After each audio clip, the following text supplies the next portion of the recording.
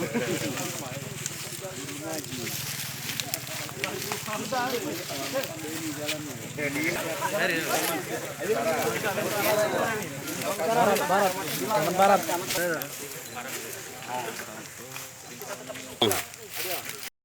Isinya sekarang ini mendekati 15.000.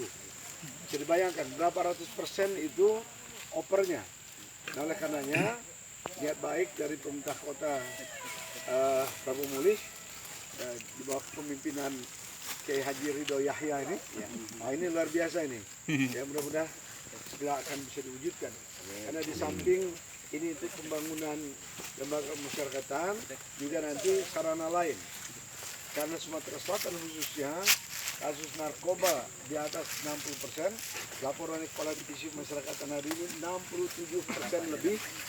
Maka nanti di samping dibangun di sini ada fasilitas lain, yaitu rumah sakit ketergantungan obat atau pusat rehabilitasi narkoba.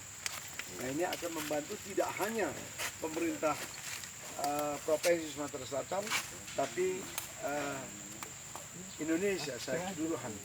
Ya, karena sekarang kalau pusat rehabilitasi narkoba Sumatera ini baru ada 2, ya, adanya di Kalianda dan di Batam. Nah, jadi kalau di sini bisa dibangun pusat rehabilitasi ketergantungan narkoba, ini sangat strategis karena akan meliputi nanti Jambi, Palembang, Bangka Belitung, Bengkulu.